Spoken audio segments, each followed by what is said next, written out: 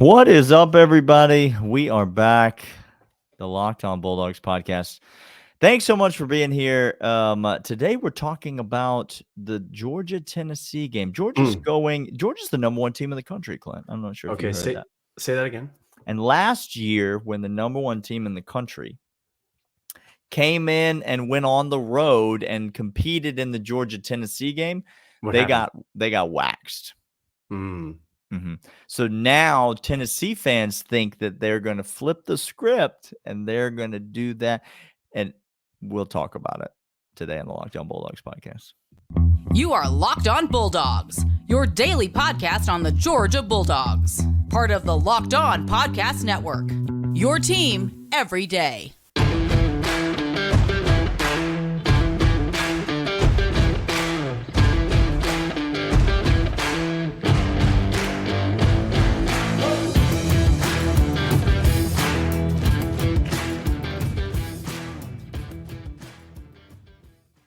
Welcome back, everybody. This is Locked On Bulldogs. Daniel, it's good to be back together. We had some weird things happen to us this week. We were separated. Eric got between us.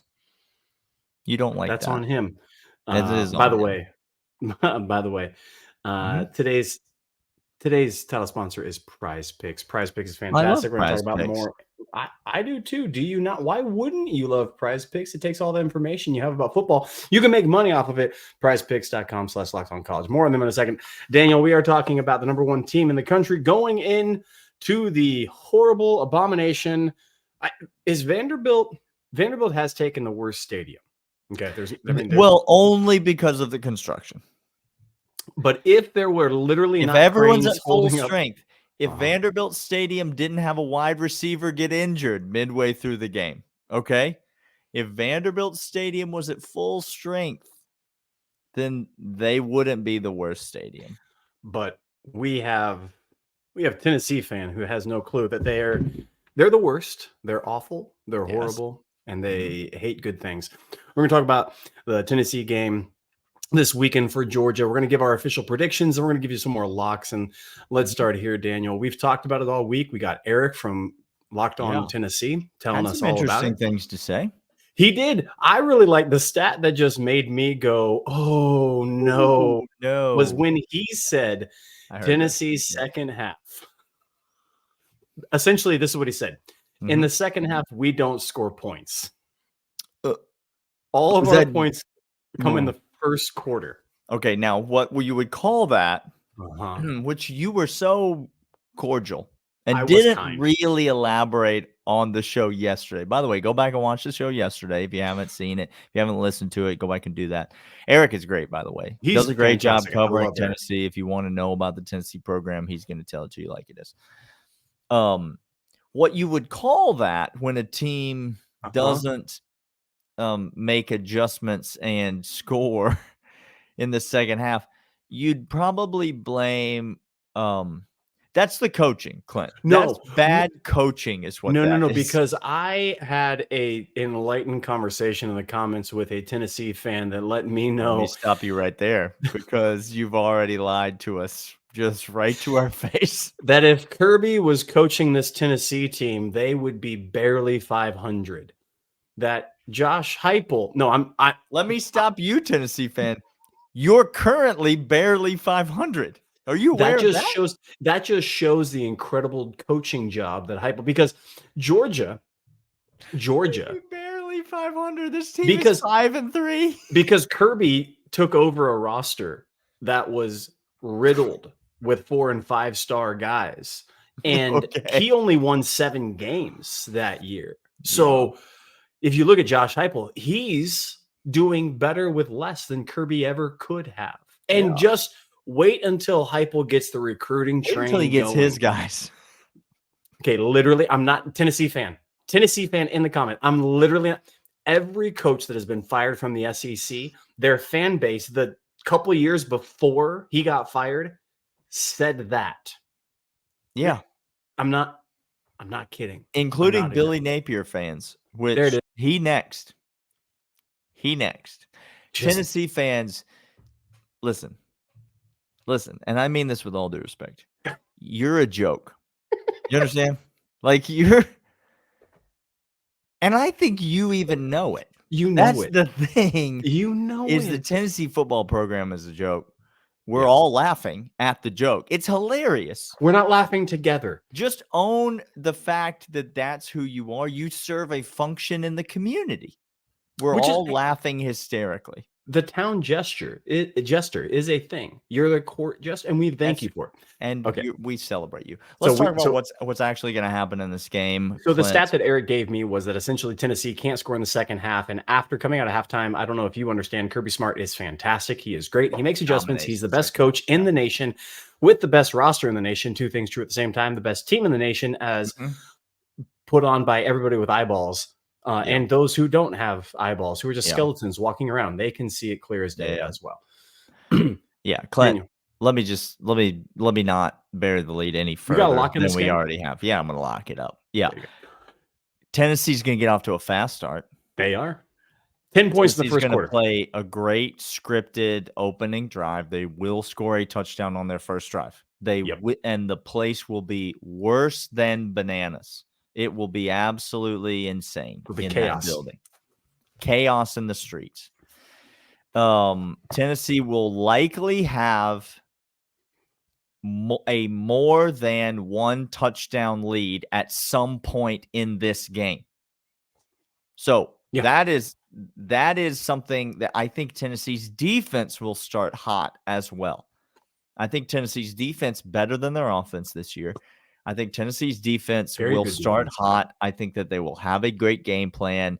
I think their front is very physical and very good. I know their secondary is bad, but I think Tennessee's defense will start hot. And then what will happen is Georgia will score 28 unanswered points, and the game will be over before Tennessee fans know what to do with themselves. You're going to want to lay these 10.5. And then you're going to want to go back to the window and say, I'm sorry, I found more money. I want to lay more with the 10.5. Georgia's going to cover this number easy. This is a lock of a lock of a lock of a lock of a lock. Georgia wins running away. Running away. This Tennessee kneeling, actually, but running away. Cannot keep up. Josh Heupel will be calling timeouts with 2 minutes left to try to kick a field goal to lessen the embarrassment that he is going to try to get it inside 20. That's fair. I mean, we're talking the official prediction I'm giving. I gave 34-14 on the crossover. Okay. You sticking with it? No. Nah. 42. He's had some more time. 42-13. Yeah. Daniel. I was going to predict 41-0. But I don't think it's going to be 41-0. I wish I could. I do think I'm going to go 38-17. That's my official prediction. 38-17 is I think you're going to see a heavy dose of the run game late. I think it's Death March season for Kirby. Daniel. Kendall Milton, Clint. Kendall Milton with 8 minutes left. Kendall Milton, they milk every one of them 8 minutes off the clock and just take the soul of every Tennessee fan with them. Or he may just run it all the way to the house and score another touchdown and then give the ball back to the Tennessee offense. I think Georgia's going to cover this number. Yeah. I feel pretty confident about it. I've been nervous about this game all season. And, I still am nervous about the Alabama game. And I will continue to get crucified by Georgia fans in the comments for that. By the way, Georgia fan, stop shooting strays off all y'all. Like the weirdest comments coming from you dog fans. It's just a weird vibe. Come on, stop it. Okay. Georgia's gonna roll over Tennessee in this game. Yes, sir. We're gonna roll. Lay them points. We're gonna come back after this, give you some more locks. But first, these. And these, Daniel, are in fact DoorDash. I don't know if you understand DoorDash. Okay, hold on. Let me give you a synopsis. You're hanging out. Yeah. It's football season. You don't want to get in the car. Why would I want to drive somewhere? Why you drive? You got the game's on. The game's on my TV here. Why am I going to leave if the game is on? Daniel, you don't have to. DoorDash is there to help you out. Well, but I need things. Hold on, I need things, Clint. How am I going to get out with all those? The DoorDash is going to come straight to you. Get 50% off up to $10 value when you spend 15 or more on your first order. When you download the DoorDash app and enter code LOCKED23. That's LOCKED23, subject to change. Terms apply. Here's what needs to happen. You go over to DoorDash. You get the app. You need queso dip recipes. We got it for you, and we'll give you the ingredients. They get to your home, and in 30 minutes, you can enjoy fantastic paprika, smoked paprika. Whip that thing up. Go ahead and have some queso dip. Get over there right now. DoorDash, we love them. You love them. Be with them and be with us as we get DoorDash food and groceries straight to us. One more time, get 50% off. $10 value when you spend $15 or more first order when you download the DoorDash app and enter code LOCKED23, subject to change. Terms and conditions apply. All right, Clint, let's talk about some other locks this weekend. Shall we? We shall. Let's do it. I'm going to start here. Okay. I don't feel the need to sort of tiptoe into these waters. No, I'm just dive right in. Just more of like a cannonball right out the gate type of guy. I'm gonna take you to Ames, Iowa. Okay. Oh, it turns out that we're at the same terminal, Daniel. I love to hang out in Ames, Iowa. Okay. Trust me, as one who's been to Ames, Iowa, no one loves to hang out there. Not even Iowa State students love to hang out in Ames, Iowa. But I'll tell you who likes to hang out in Ames, Iowa even less. That is the Texas Longhorns football team, because they have struggled in Ames, Iowa. No. When they've gone there, Clint. You'll be shocked to learn. They've lost 3 out of the last 4 to Iowa State. And they are a 7.5-point favorites. Now, let me explain to you what Texas has done recently. Last week, they went on the road, and I was laughed off this podcast for telling you that TCU was going to cover 10.5 points. I laughed. Against the Texas Longhorns. Well, they did that easily because Texas is a joke of a football team. The week before that, Kansas State came into Austin, Texas, and Texas barely squeaked out a win over them by 3 points. 2 weeks before that, Texas played an absolutely terrible Houston team on the road and only won by 7 points. Things are getting worse. Clint, Iowa State's not a bad football team. They're not a great football team. No. They're not a bad football team. This is a night game. It's in Ames. The student section is going to be absolutely insane. That is a tough place to play. It is. Go back and watch Big 12 football for the last 10 years. It is a tough place to play in Ames, Iowa. Give me the 7.5 points, Clint, and might as well sprinkle a healthy bit on that Iowa State money line. I think Iowa State's going to win this football game. Well, color me not shocked, because I'm right there with you, Daniel. Give me the Cyclones. 7.5. It's too many points. It's a lot of points for a team that's not very good. On both sides of the ball. You pick the team in this matchup that's not very good. That's fine with me. Again, on the road, struggling late in the season. Texas still believes they have an outside shot to get into the playoff chances, which, my gosh. I mean, they do if they win the rest of their games. The problem is they're not going to win the rest of their games. That's the problem. Yeah, that's the problem. Not a good football team. Give it to me. Okay, we're going to stay in state, Daniel. We're going to stick in Iowa? We're going to stick in Iowa. Please, God, no. Don't bet on the Iowa game. Well, I'm going to bet on the Iowa game. Because Illinois coming on down. Okay. Illinois coming on down. That's a real potent offense, isn't it? Illinois. Okay, so this is you have put your finger right on the pulse of the game, Daniel. If you're betting on an Iowa game, I know what you're betting. There's no secrets here. If you're betting anything but the under, we have a problem. It's the under. Now, last week the under was, I think, 22. That's how many points were scored in the game. The line was 29, and everyone was too scared to bet it because 29 is a stupid number. and it cashed easily. Like, okay, easily. Well, Illinois ain't a good offense. Iowa's not a good offense. They're in Iowa, and I'm getting 30 points this time. They're upping. It's an increase. I'm into the threes now. Oh God, you're taking it under 30. I'll ask again. This game's when I take 21-3, and you're gonna cash easily. When I bet the under in Iowa, guess what happens? You win. I win money. You win money. Go lock up Iowa. Daniel, you got one more lock before we head on over to break? I mean, I'm not here to bury the lead, Clint. I just told you that I think Texas is going to lose. Okay. Let's go to Corvallis, Oregon for a second.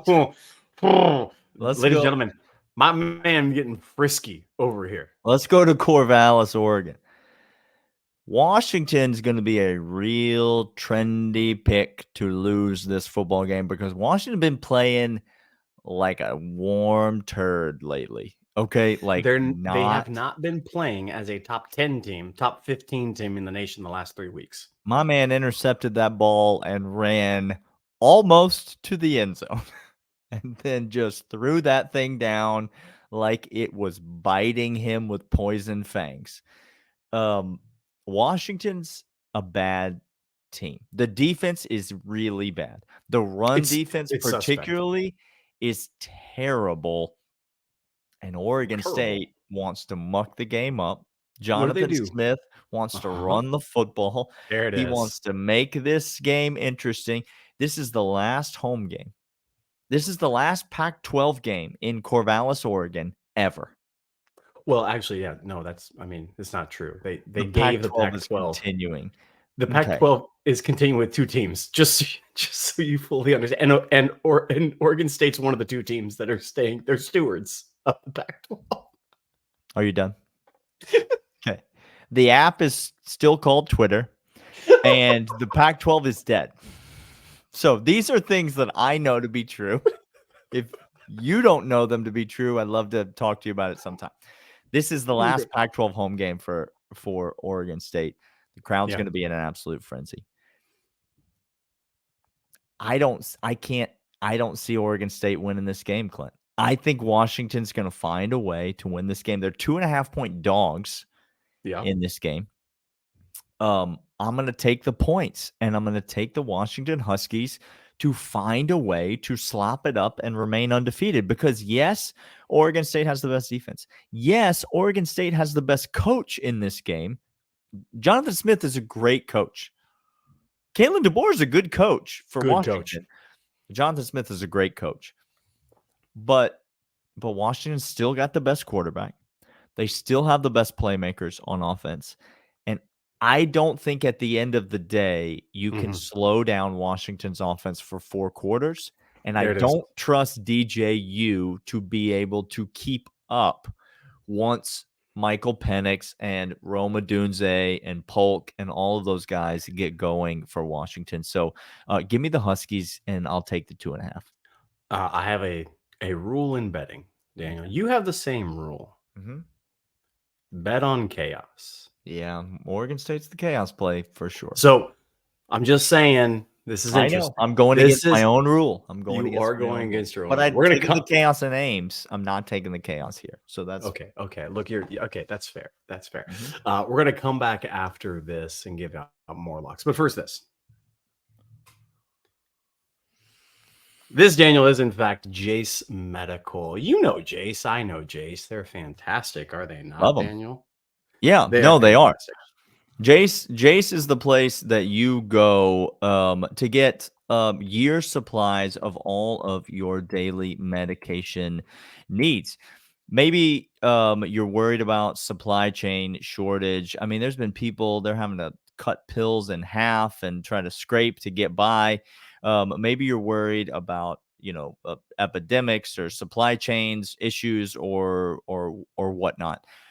If you're worried about any of that stuff, then Jace Medical is where you need to go. So go there right now and get a year's supply of any of your needed medications. Even ED medications like generics for Cialis, Viagra, or Revultio. You get these prescriptions through Jace Medical. Verified customers have loved it. They've got a bunch of great reviews, people that are thankful. The prices are lower than regular pharmacies. You or someone you love can get all of your medications, years supplies of all of your daily medications. Go to jacemedical.com and see if they are offered for you. Remember to use the promo code locked on for $20 off your purchase. That's jacemedical.com and promo code locked on for $20 off your purchase at jacemedical.com.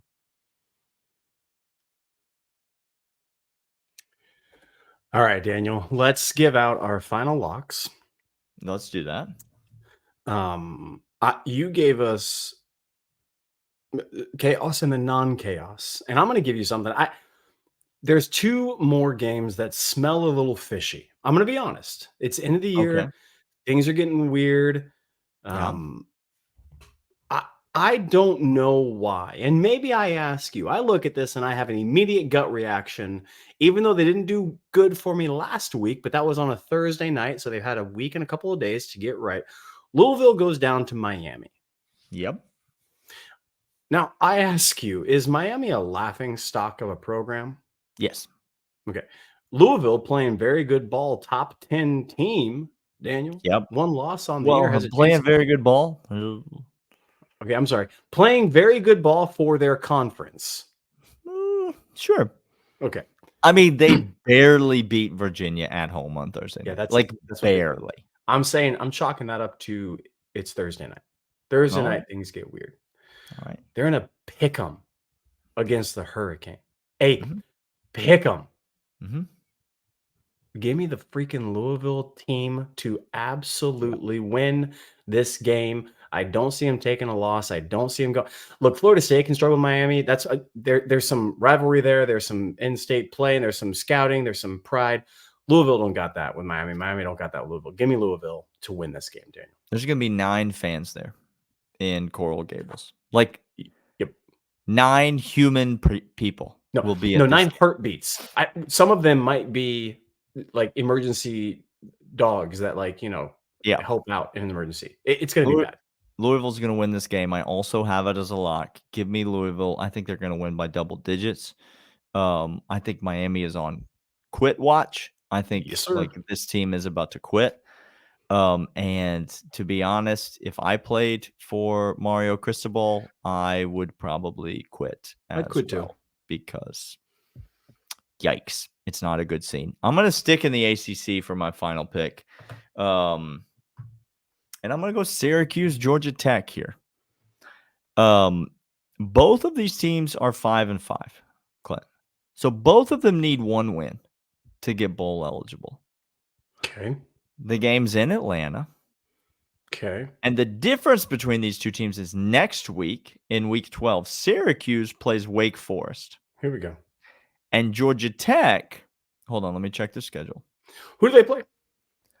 They play the Georgia Bulldogs.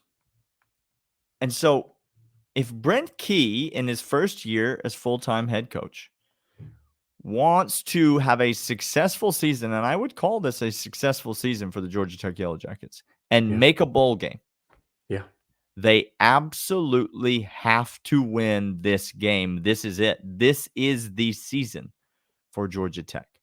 Syracuse can lose this game on the road, and then they still have a game against Wake Forest next week where they can get bowl eligible. Give me Georgia Tech minus 6.5. I think they're going to come out. I think they're going to win this football game because, listen, they're not going to be broadcasting that they know they're not going to beat Georgia, but they know that this is the game that they have to win. Yes, nobody's going to be taking this game lightly on the coaching staff. They're going to be putting all of their efforts into prep for Syracuse. And I think Georgia Tech's going to come out and get the win. Give me Georgia Tech laying the 6.5, gets bowl eligible, and then comes in and loses by 45 points next week to Kirby Smart. You love to see it. I'm going to stick out on the West Coast for my final lock. USC, UCLA. USC is Terrible game to watch. Terrible game. Don't watch this game. Good. Lincoln Riley is going to leave for the NFL. Who would give him a job in the NFL, Clint? That's what I'm asking. I'm genuinely asking. Okay. The same idiots that passed on the best defensive tackle, not in the class. Okay. But literally in the NFL. In the game? For the first year he is playing, everybody who passed on him and went for somebody else, those same idiots. Yeah, you're right. No, it checks out. Thank you. Thank you. Lincoln Riley's going to the NFL. He don't care about nothing. Chip Kelly going to get fired. Yeah, USC, he don't care about nothing. We have two teams that don't care about nothing. Mm-hmm. I don't think Chip can fire up the boys. I think USC has a little bit more pride in them. I think the unmet expectations this year, I trust Caleb Williams being able to score a lot of points. I don't trust UCLA. And the quarterback carousel they have going on over there is maddening to me. My gosh, it's maddening. That's a terrible football team to watch. Terrible football team to watch. They are very talented. They have a lot of metrics. Chip Kelly deserves to be fired from that team. Give me USC, Daniel, covering the spread. And the spread 6.5. It's fishy. It's that hook under 7. I don't like it. USC they want you to bet USC. They do. They want it. And here I am obliging. You're giving them what they want. Giving them what they want because I think at the end of the day, it's the right side of the bet. So give me USC Trojans covering the 6.5, giving the points to UCLA.